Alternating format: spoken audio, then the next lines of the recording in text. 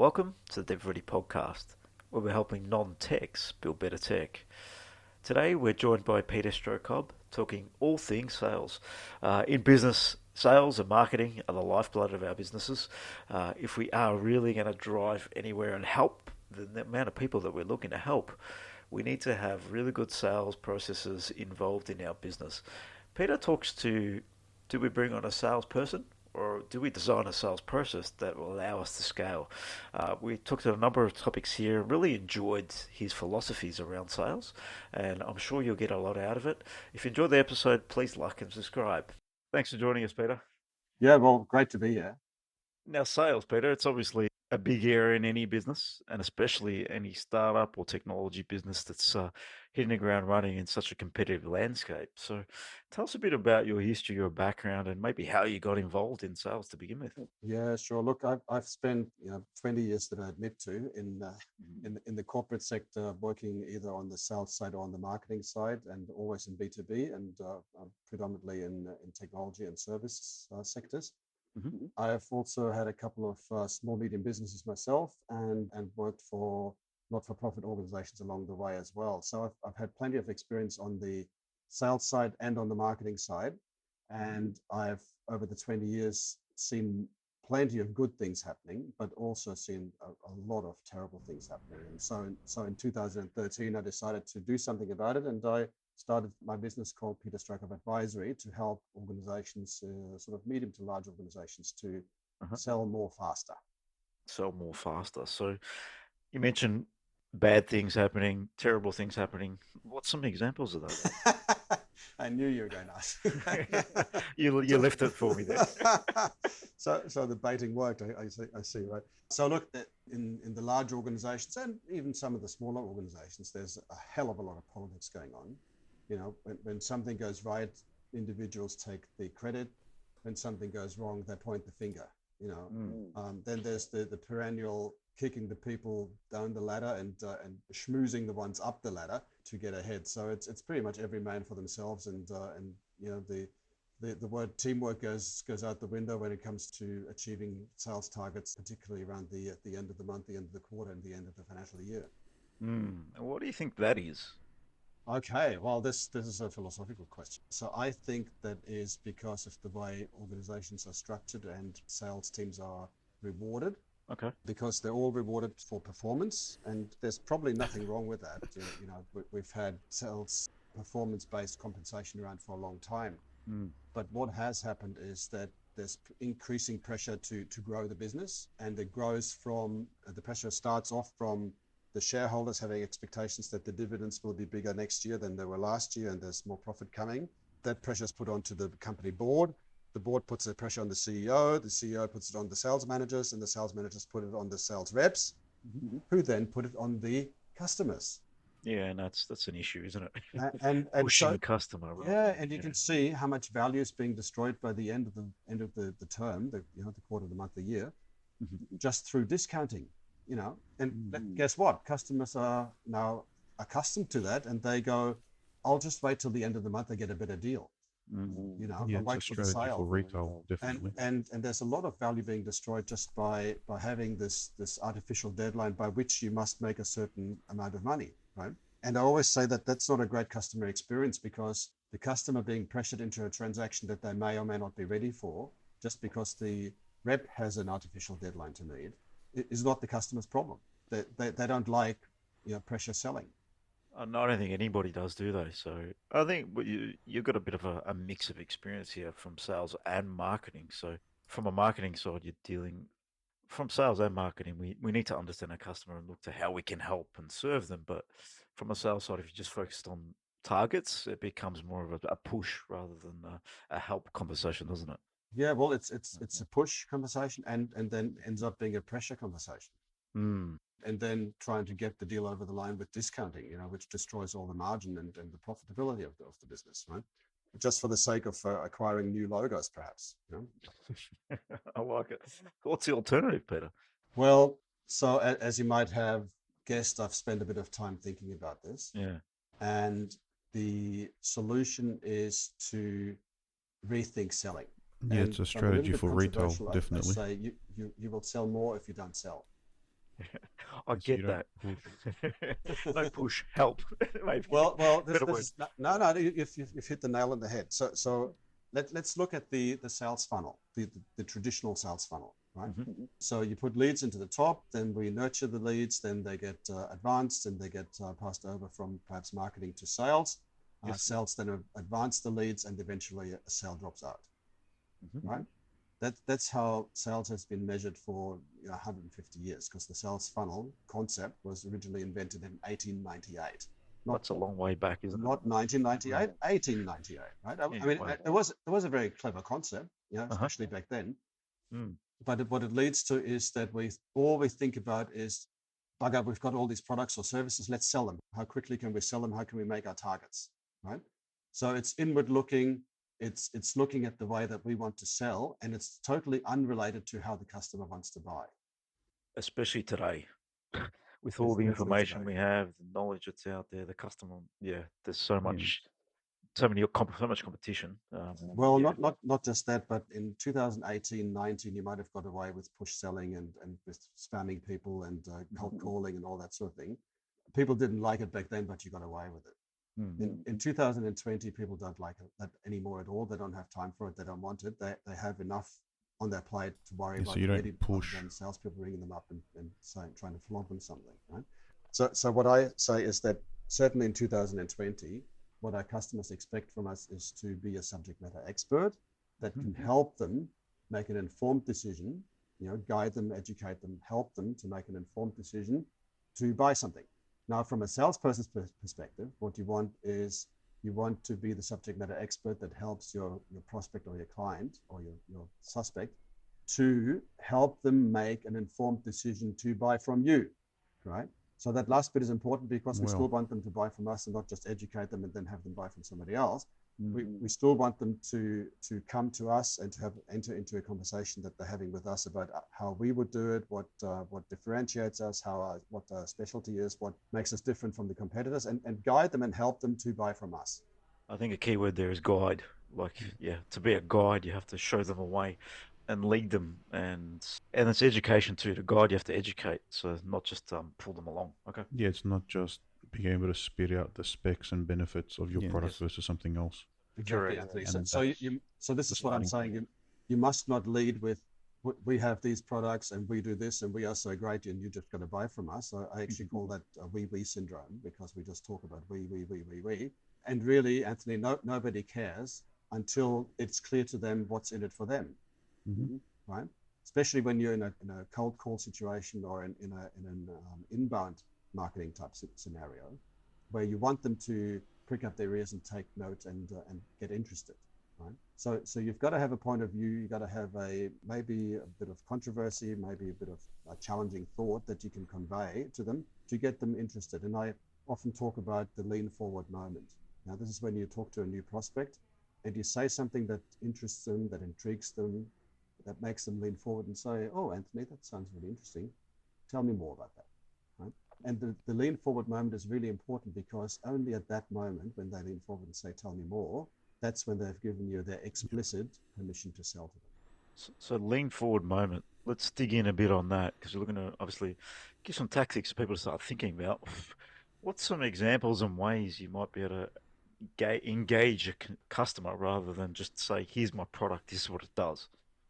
Yeah, so I always teach my clients to think about what is the business impact of your product or your service on the customer, right? So we don't want to say we've got these great CRM systems, right? Yeah, it's not just we want to say being able to spit out the specs and benefits of your product versus something else.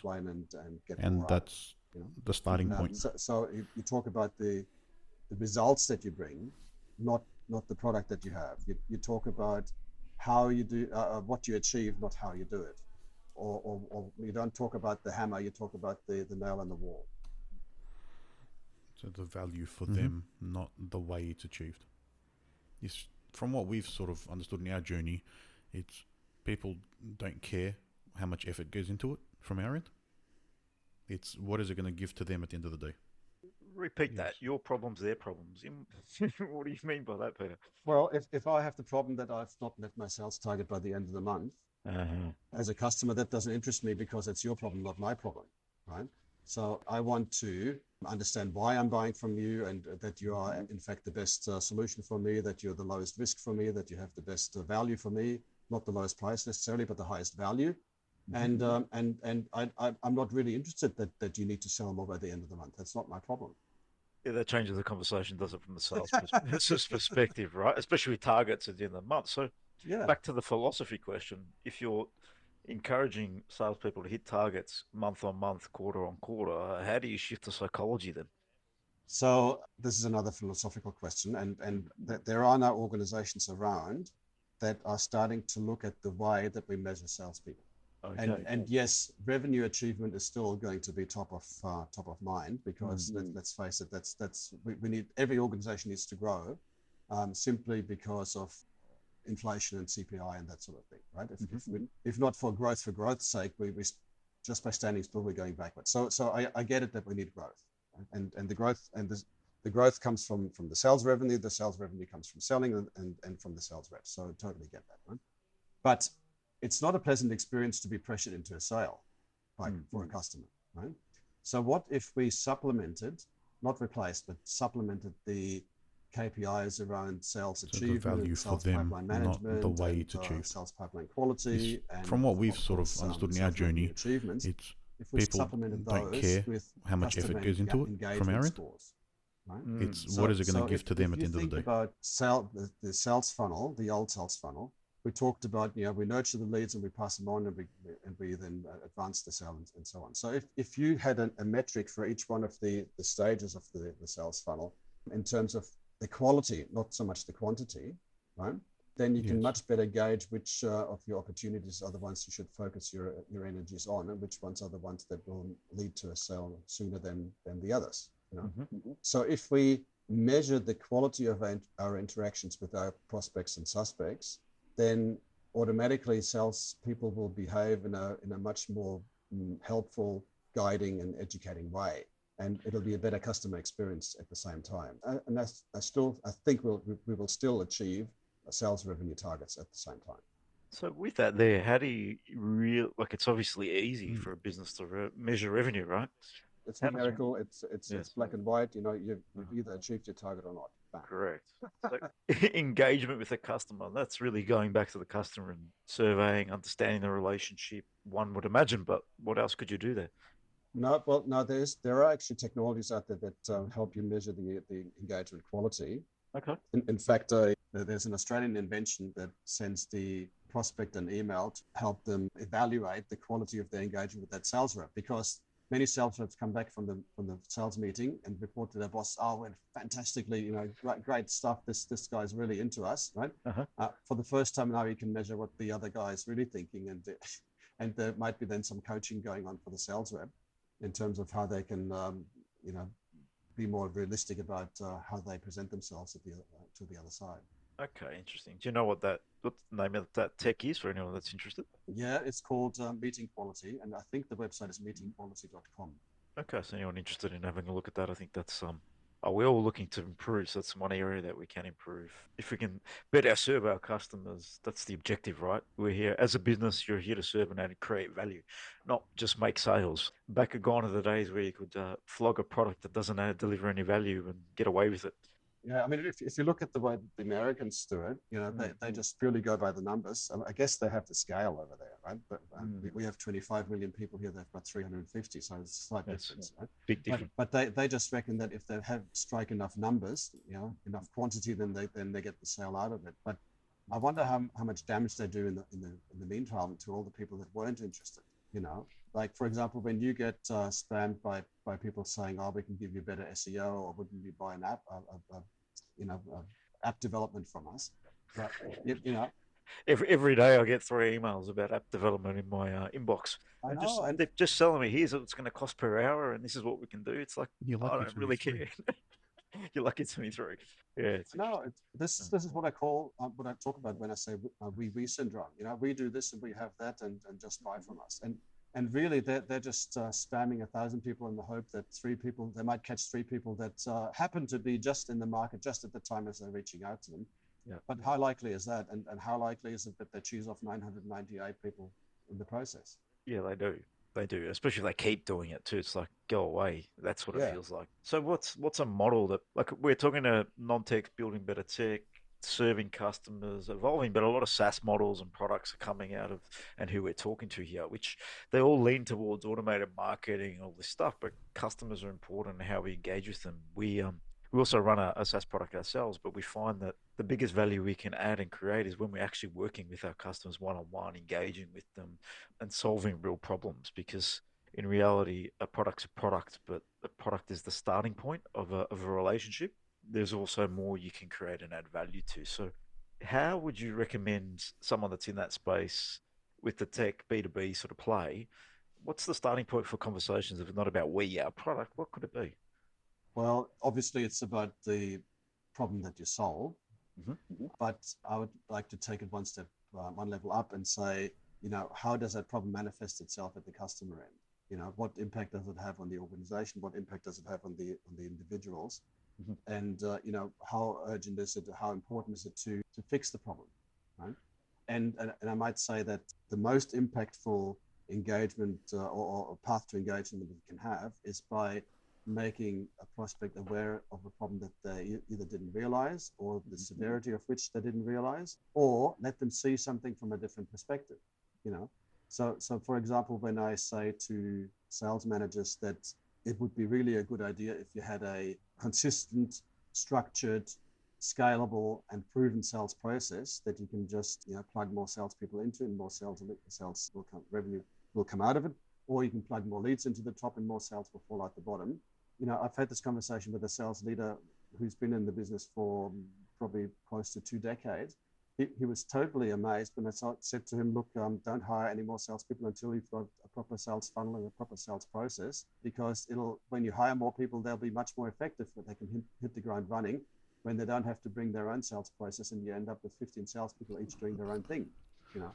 Is that the reality You're out there? lucky it's only 3. Well, look, I have to tell you, I won't name names, but I did work with a global IT hardware company last year, right, Okay. who had probably 120 salespeople in Australia alone.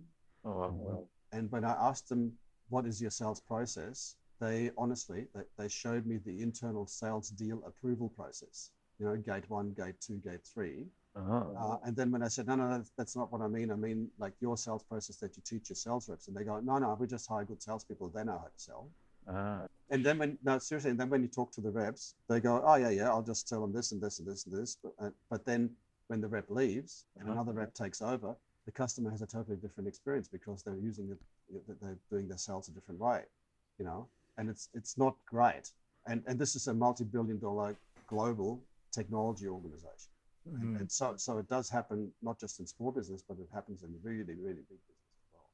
Yeah, wow. So, what is a sales process in your mind?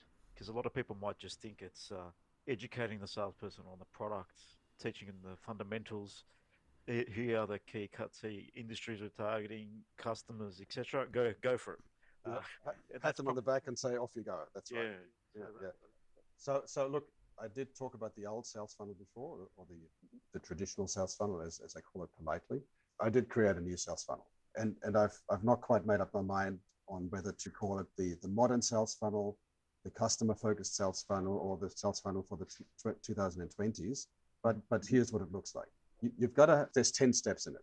And you at the top, you've got to have a tagline that if the customer doesn't know about your business and doesn't know much about you, that how you can bring them into a conversation. And so that you've got to have a tagline that gives them a clear understanding of what they can expect when they do business with you, right? Okay. So you don't want it to be about we're really good, or we're the biggest, or we're the greatest, or whatever the motherhood statement might be.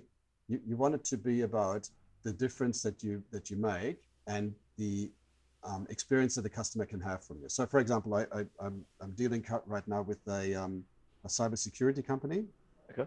and they had a tagline like, I forget even what it was now, but not one. A good one, obviously. Well, not one that means something, Yes. to a prospective customer.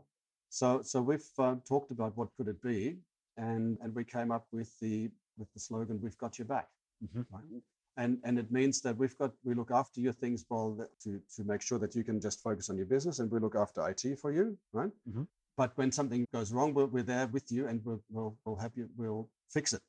So basically, we're on your side, and we're on your team.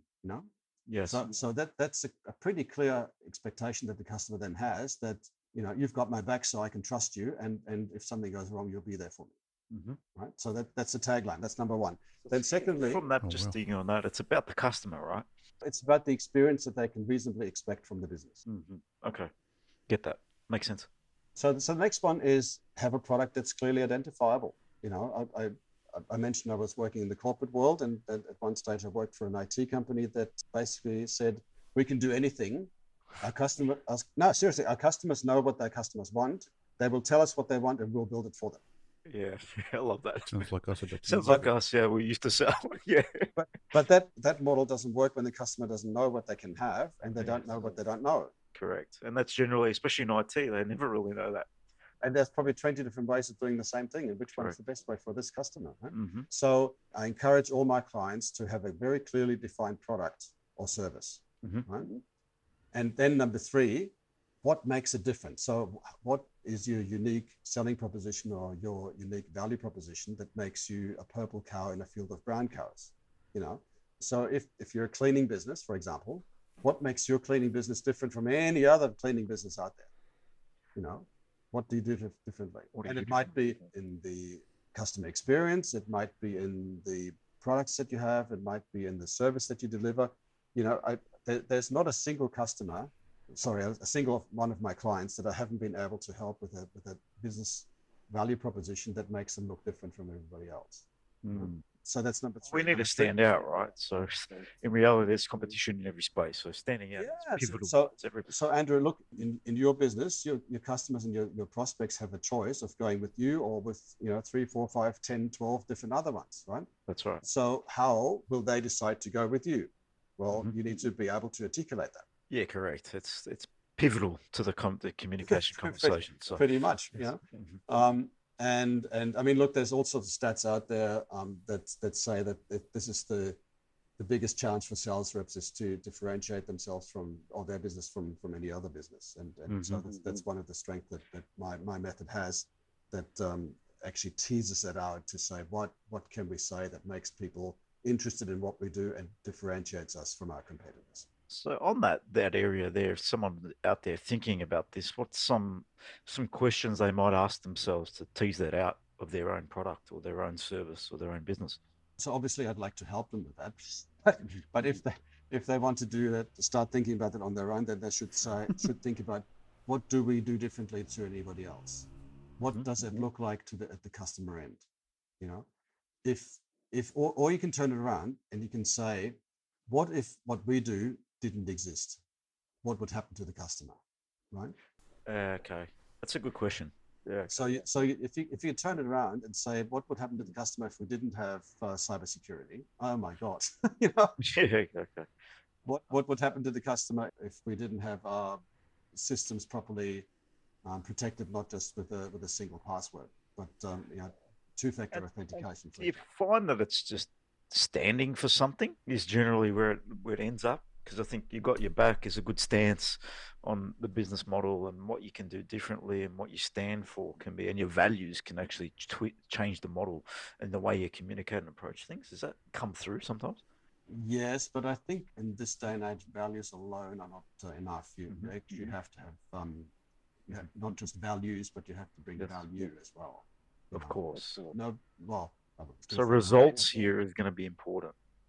Value to the customer. Yeah. Yep. Right. Mm-hmm. So what outcomes like us over 10 years ago? Yeah, correct. Yeah. So that was number 3, value proposition. Number mm-hmm. 4 is then have an understanding of who your ideal customers are. Mm-hmm. Right. And I mean geography, industry, business size, title of the individual. So down to detail. Mm-hmm. Yeah. So the personas, right? Mm-hmm. Then once you know who they are, then you want to know where they are. Where do they hang out? Who do they listen to? What content do they consume? Right? Then once you know who they are and where they are, then the next question is, how do we engage them? How do we contact them and how do we engage them? The last part is very important because just contacting them, you can spam them with email, right? Cool. But how do you get an engagement? How do you get them to lean forward and say, tell me more, Anthony? And that will be dependent on who they are, where they are, what their beliefs are, what their challenges are, and everything in between, really. Well, look, this point number 6, how to engage them, is intricately linked to point number 3, which is your value proposition. Okay. Can So you explain that to me? If you have a unique value proposition, something that makes you uniquely different in the marketplace, and you have a point of view and perhaps a controversial or challenging perspective, or you make them aware of something that they hadn't been aware of before, then they'll say, wow, Anthony, you must be the expert in the field because nobody else has told me about that. Yeah, so it's important to push there because then you can actually open their eyes, basically. Take the blinkers off is a moment that you want to be, okay, get that. And when I say challenging, I don't mean challenge the person. Don't say your baby's ugly. No one ever wants to be told that, so that's not a good way to start the conversation. But you got to say, you got to challenge their thinking, challenge their perspective. And by doing that, you create a conversation that's not really salesy. You create a conversation about maybe a business issue that they have or an opportunity they hadn't realized, and then they go, well, how could you do that for us? What would it look like if we did it? And where have you done it before with somebody that also looks like us? That sort of thing. So if you can challenge their thinking and challenge their perspective, it'll feel less salesy to them and also to the salesman. When I take that back, when I'm in a good conversation, it's a creative conversation with the customer, getting them to think and ponder across different areas. Is that where you're leaning to here? Yeah, exactly right. Yeah. So you want them to lean forward and say, tell me more. Right? Where am I going wrong? Or, I didn't realize I had this opportunity. How would I realize it?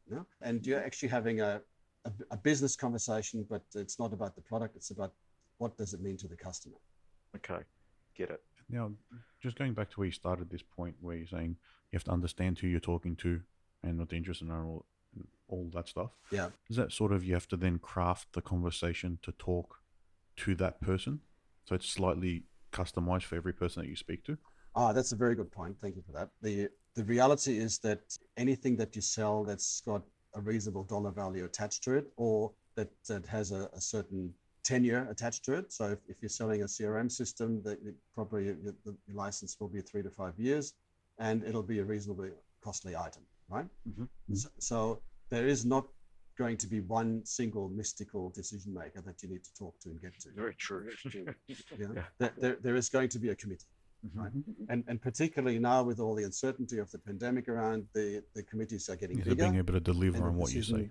Making process is taking longer, and each person the committee will consist of different competencies, so you might have a technical person like the CIO, you might have a financial person like the CFO, you might have the CEO involved, and hopefully you'll have an end user representative involved as well, right? So there's 4 aligned there, but I think it was CEB, Corporate Executive Board, that said that the average decision-making committee is now 6.8 people, right? It's a lot of people. Each with different perspectives on the same thing. So you're absolutely right. You need to talk to the CFO about return on investment and maybe internal rate of return, right?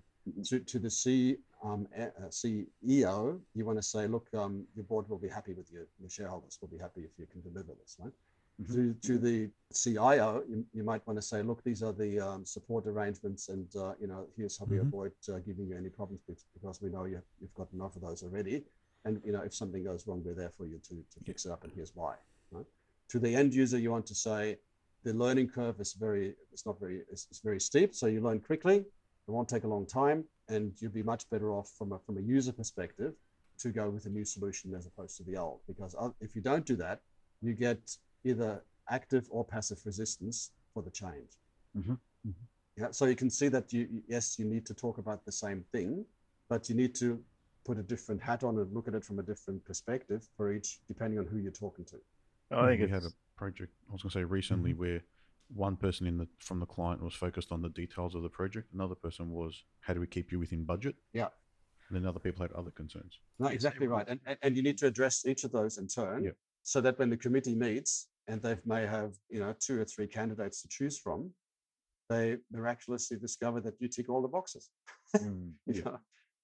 So that's how these decisions So are we're being selling made. to multiple people at once. It's B2B sales, and there's a lot of people out there listening, developing product and technology and businesses in B2B sales. B2B sales is a long, drawn-out process, I would agree. It can take 12, 18 months in some cases, longer in some cases in our world sometimes, depending on how it gets up the tree, etc. So, and what the But impact even is to business.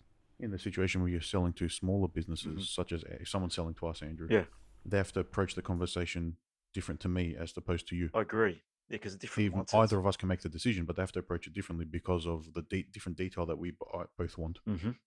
Yeah, very, very true. Oh, Peter, that's some good insight for people looking at B2B sales. You've Well, got hang on, a couple more steps there, I believe. There's a couple more steps. Yeah. Yeah. So we've talked about who are they, where are they, how do we engage them? Yes. Then how do we, once we do engage them, how do we ensure that they buy from us and not from anybody else? So how do we eliminate our competitors? Right. So that's another thing. That question there, let's dig in there. All right. That's the answer that everyone's looking for, because Going there's back to where you competition started everywhere. this point where Obviously, there's all you have these to steps understand who you're previously talking to to help your cause, and what the interest but are, eliminating competition, all that stuff. what do you do Is there that sort of you have without to putting then the craft the limelight on the conversation to competition talk and just avoiding that to that altogether? person? What's some of So the it's tactics you slightly might implement there? customized for every person that you Well, speak to. I never advocate that you talk badly about your competitors. Yeah, it's not a good idea. Right? Yes. In fact, you might compliment on your competitors when being asked, what do you think of, competitor B? And you say, oh, look, they're really good at this part, and you just leave it at that. Okay. But the actual technique is different. The actual technique is the technique, or the trick is that you bring up a subject first that none of the others would have raised with you, or with the customer. And again, something that makes the customer prick up their ears and take note that you're telling them something that the others haven't told them. So you're about educating. Forward and ask for more. And I tell you what that one thing is. You bring up the subject of risk. Yeah, when you said it before, it perked my ears, because I don't really do that in a sales conversation at all. Nobody does. When I heard risk, I was thinking, interesting. So explain. Okay, so the thing is that the normal salesperson will go, look, we've done this before, and here's the 3 case studies that we've got, and here's some testimonials, and so on. Trust us, we can help you, right? Yes, that's what most people do. Correct. Yeah, and that they're trying to just sweep it off the table and pretty much ignore the question, right? So what I advocate to my clients is that they look at this buying decision-making process from the customer's perspective. And from the customer's perspective, I absolutely want to know, what are my risks? What do I need to look out for, and what don't I know that I don't know, right? And so if you want to help guide and educate your prospect to make an informed buying decision to buy from you, then why wouldn't you bring up the subject of risk, right? And the subject of risk is that you just say, Mr. Customer, would you agree that in every business decision that you make, there's an element of risk involved? What would you say? Yes. It's rhetorical, right? Yeah, correct. Okay. Yeah. So the next one is then, Mr. Customer, regardless of whether you buy from us or somebody else, would you like to know what the risks are to you in making this decision today? Yes, so making them aware of what the risks are, right? Yeah. So what would you say? You're going to say yes, because Yes, that's what I'm trying to figure out in my head anyway. Even consciously or subconsciously, you're doing that. You're assessing, you're evaluating. You're making that decision, but you're still thinking about what might go wrong. From the if client go wrong, was focused on the details of the project. Another person was what are these bastards not telling me? Right? And then other so people had now other concerns. I'm the sales rep that actually tells you, right? So I'll say, Yeah. look, would you like to know that? Would you like to know what risks are involved in making this decision? Yes, I would. Okay, so Mr. Customer, these things could go wrong. And you have like 3 or 4 things that could go wrong. Yeah. And the most simple, most basic one is that you say, well, the most basic risk is that whatever you're buying might not lead to the expected outcome. It might not work. It might not be adopted. It might not do all the things that we promised that it would do, right? So the most basic thing is that it doesn't work. that's the, But the even most basic risk, right? Adoption in a situation where you're is an selling to interesting one, smaller 'cause that's, businesses, such as come to if think someone's of it, selling to us, just Andrew, thinking out in my own they have to mind, that's approach the something we bring up conversation quite a bit. different to Yeah, me so as opposed to we you. might talk about this without Even either of us can make the consciously decision, but they knowing have to that. approach it differently Yeah, because of the adoption in any different tech detail space that is we one of the biggest both risks that want. any business has in taking it on, and stakeholder engagement and getting buy-in is probably the biggest risk in any big business. If you're looking B2B sales. Yeah, and the next question then is the most critical, where you say, Mr. Customer, would you like to know how we mitigate those risks for you in our organization? Yeah, everyone's going to enjoy that, won't they? And they say, yeah, now I'm curious because you've talked to me about all these risks. I'm a bit nervous now. Now I want to know how you avoid them for me, right? Mm-hmm.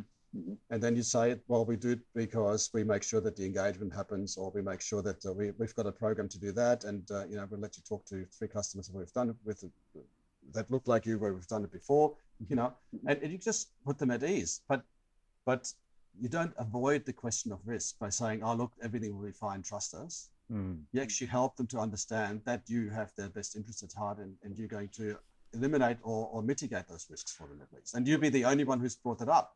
Yeah, I think raising it shows them that you're thinking and caring about their outcome even more. So, and saying that this is how, and our processes we have in place to ensure that we actually deliver the outcome for you and mitigate those risks. Makes sense. Yeah, and it demonstrates a certain level of maturity as well. It does. And you can have this conversation with people who are deeply risk averse, like CEOs, yes. like CFOs as well. Yes, exactly. And they'll be very interested in what's my risk and how can you help me avoid it. And if you're the only one that brings it up, if you're the only one that brings it up proactively, yes, you make yourself the trusted advisor. Also, thinking about this out loud, or think about from the perspective of risks are there, and there's the chances of them happening. They can happen with any provider, right? But even showcasing, you've got a process to manage them, and if they do happen, this is what we do. If something does still point out, I think that's actually an interesting way to think about it, even to improve your customer journey and experience too. Back to that side. Well, that's exactly my point, that they feel they can trust you more than anybody else because everybody else just said, trust us. Okay. And you can tell them how you can mitigate it and why they should trust you. Yeah, get it. Makes sense. Okay, so last 2 points then are last 3 points are how to use proposals effectively to win the deal. And of course, in that context, it's important what goes into the proposal, and particularly around point number 3, which is your value proposition. But also, I have a technique for my clients to showcase to them how they can use the proposal to get more deeply engaged with the customer before they have to submit it and let's face it, lose control. Because once you send the proposal through, you've lost control of the sale because you're now waiting to hear back from them, right? And if there's nothing coming back, if there's crickets, then you end up wondering, have they not got it? Did they not read it? Don't they get everything? Have they not made a decision? Have they already gone with somebody else and not told me? And then you end up chasing them and looking pretty desperate. Yeah, so what's some advice there? Obviously, implementing all these strategies through the proposal might make a lot of sense. That's if I'm thinking out loud here, but what are some of the other things that could? Well, so you'll have to take up my program, but basically what I do is I show my clients how they can get the customer to help them write the proposal. Get the customer to help them write the proposal. So working with the customer to define the actual outcome and solution, and okay, that's my thinking right now, what I'm getting out of that. Interesting. Yeah. So yes, it is basically in a subtle way getting the customer to help you make sure that the proposal hits the mark, because in the customer's interest that you do hit their mark and you're not misunderstanding anything, you're not proposing something that they don't want, and even to a certain degree that your pricing is not totally out of the ballpark. Yeah, get it. And then by getting them to help write it, it's targeting the internal stakeholders. Yeah. So I have a focus that they need. That's right. So I have a technique that teaches my clients how to do that. I'll add to that a little bit because it's something that I think we touch upon within our business. It's we're as a consulting business is where we do within the area on core business. We worked with the customer to define their product and really get them in it, and even get them writing into the definition of the product. And I think that's where you're touching on. Yeah, that's interesting. Something we might be doing internally on our own without even realizing that. But yeah, they're buying in then. It's the advantage of that is whoever you're working with to do that is actually buying in and becoming an advocate. Even if they have to sell up, they're on your side then. So you're on the same team. Exactly. Yeah, putting yourself on the same team is important and the best way to serve the customer, really. Getting on the same team. And it demonstrates to the customer that you care. Do you care about the outcome? You don't just care about the sale, but you also care about the outcome. Yes, that sounds pretty easy when you think about it. So, yeah. Well, but let's face it, most sales reps. Look, I'm generalizing, but most sales reps would be excited by the fact that the prospect says, "Send me a proposal," right? And they go, "Yeah, it's in the bag, fantastic, And I say to my clients, the worst thing you can do in that situation is send a proposal. Send the proposal. I agree. Yeah, there's no way we do that anymore. It's the worst thing you do. It's like I said, crickets. If you want to do that, one thing I realized in business, if you are just sending a proposal with a number on it and here's some things, yeah, the likely chances of getting that are you're just a number in a pile. But if you're working with the customer to solve the problem, design the products, even if you have a product, right, you're designing the way it rolls out, the implementation strategy, the adoption strategy, whatever it might be, you're helping them think about it and plan it with them. That's a much better way to approach it. And also, you can make sure that the customer understands that you've got their best interest at heart, right? And you can get them to give you feedback on your draft proposal. Now I've given it away. Yes. Before you've got to submit it, right? Yeah. Okay. And I've got a client in the west coast of the USA. Yes.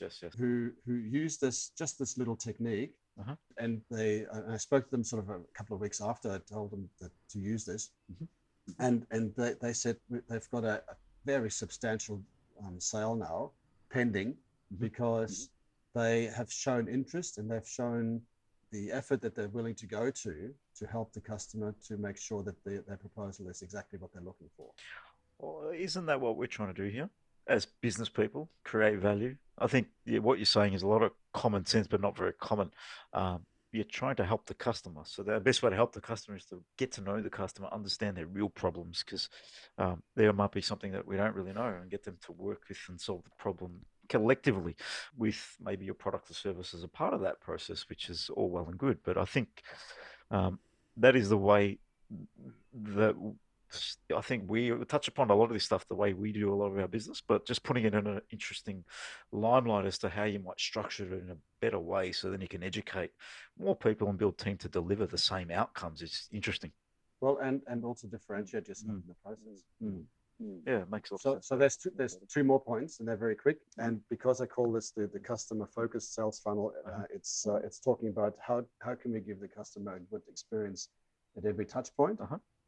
And there are 7 items I teach my clients to always have in mind when they deal with prospects or clients, and they're all commonsensical. There's no rocket science here, but just having the 7 points or the 7 principles in mind as you deal with your clients will help you to be a much more customer focused organization at every touch point. So that could be in sales, it could be in marketing, it could be in customer success, it could be in even in accounting, if you because accounting is a customer touch point as well. You think about the effect on the customer if you send them a wrong invoice, for example, right? So customer experience is not just a matter for the sales team. Yeah, I think that's an interesting point too, because you're engaging with the customer on all fronts. Once they come into the organization and they're working with you, then you've got delivery mechanisms, accounts. You still, from a salesperson, are interacting with them during the journey. You've got support, delivery, depending on what you're delivering. So how do you track that across an organization without rules is probably my biggest question. Well, you need to be a customer-centric organization to start with. Right. So if you operate in silos and everybody has their own KPIs and nobody cares about the other side, then that will show up as a customer experience. So if a customer comes to your website and sees something that they might find interesting, the focus that they need, and then they might decide that they want to talk to a rep about the thing that they saw online. If the rep says, "Oh, what's that? Show me where that is," then that's not a great that's not a great customer experience, and the customer can exercise their choice and go somewhere else because they go, well, these guys don't really know what they're talking about. So by being focused on the customer experience and the customer outcome, that's a great unifier in an organization. It breaks down the silo walls, and it works in terms of creating trust and promoting expertise as well. Obviously, at a smaller business, that can be a little bit easier to manage, but the bigger you get, how does one pass the baton? I would say. So what are some tips there for people to think about? Because there are different people and different silos, like you said, especially the bigger we get, silos get created just by coincidence in some reasons. The bigger that we get, the challenges that come up. So what are some things that people can think about around the customer journey that will help them better serve their customers? Yeah, look, so I've written 2 books on that subject. Okay. One's called the One Team Method, which is basically how can we get everybody onto one team to be with the same objective in mind. Yes. And the other one is called Smarketing. So it's a combination of sales and marketing together, basically focusing on the customer. So if you are a customer-centric organization, that means that you will actually break down the silos because you will not be focused on sales versus marketing versus customer success versus accounting. You'd be all going, well, what's the right thing to do by the customer? And if you go with the old saying that culture, it's strategy for breakfast, it's really a matter of adjusting the culture to be customer focused and not product focused, which brings us back to the top of the funnel where we say, give the customer a good idea of what to expect in doing business with you right from the start before they even do business with you, right? Yes. And don't talk about your products and don't talk about how great you are and how many clients you've got and how many employees you've got and how many locations you've got around the world. Talk about what's in it for the customer. And if you do all that, then number 10 will come in, point number 10, and that is giving the customer a good pre, during, and post sales experience. Yeah, that can sometimes get lost from the sell and move on type scenario, right? Yeah, look, Chasing volume. Yeah, correct. You've probably seen it as well, where the buyer goes through a lengthy buying process, and at the end they've made a decision and they go, gosh, that was hard. I never want to go through that again. That's what you're trying to avoid. You want them to feel like they've been looked after, they've been guided, they've been helped, they've been educated to make an informed decision to buy from you. But the other thing is that if they have a pleasant experience with you, not only will they give you repeat business, but they will also advocate for your business and tell all their mates, friends, and colleagues and business network about how great it is to do business with you, and you get referral business without even asking for it. And the referral business is the best type of business. It's much easier to go through the process because people are open and the guard's down. So the risk component it reduces big time, and that's probably a thing that you touched on. Absolutely, and in this day and age where you can put anything up on a website, people trust actually reputation. That they trust referral, they trust recommendations from people that they respect. Of course, So if you ask any CEO, how would they decide to go with a particular vendor, or how would they decide to put a particular vendor on their shortlist at least, right? They will always say, I go by I trust personal recommendations from people that I know and from people that I respect. Yeah. So referral selling is immensely powerful. There's certainly some techniques to it, some tricks that you need to keep in mind. But the basic requirement is that somebody says something good about you, right? And how do you get them to say something good? Well, you treat them well and you give them a pleasant experience. And so in sales parlance, you need to stop thinking about how can we sell these products. You need to start thinking about how can we help these customers to buy from us. So let me rephrase this. Instead of thinking, gosh, we've got all these products, gosh, we've got all these services, how can we sell them? We turn it around and we say, gosh, we've got all these prospects, how can we help them to buy from us? I think the buy from us is an interesting point because it still puts a salesperson's hat on, and not just how can we serve, which can sometimes lead you down just a sharing and information pass. So that's a very interesting point. Something that I'll take away from this conversation. Yeah. So you can sometimes go too far one way or too far the other. You can either be the pushy person or the not so pushy person, just educate and let people make their own decisions. But what you also don't want to happen is that you help and educate and guide the customer, and then they go somewhere else to buy more cheaply. Yes, right? Correct. So I've seen that plenty of times where a really great organization has helped the customer to make an informed decision, and then they've gone, oh, okay, now we know everything we need to know. We'll go somewhere where they have no service, but they're cheaper, right? And that's not really what you're looking for either. So you've still got to hook them. Yeah, and that risk component will come into that, I would imagine. Yeah, make a big difference. All 10 points of the modern or the customer focused sales funnel I've been talking about, all those 10 points will help the customer to buy from you. Okay. That's made some really good points, Peter, in terms of the one thing that stood out for me was as well the risk, but also the silo breakdown of everybody asking, are we doing the right thing by the customer that you mentioned there? And that puts the focus on the customer rather than the internal processes, because sometimes businesses can be overly internal focused in terms of the way they do things, and then either you're internal or external focus, but it's better to focus on the customer because that's who you're trying to serve and help in the end. Yeah, so it was a good question there as well. No, thanks, Andrew. And this is really how we started this conversation. We said, look, we want to stop focusing about how we want to sell. Yes. The customer wants us to help them make an informed decision. And like I said, the 10-point modern sales funnel helps you to help the customer to buy from us. Brilliant, Peter.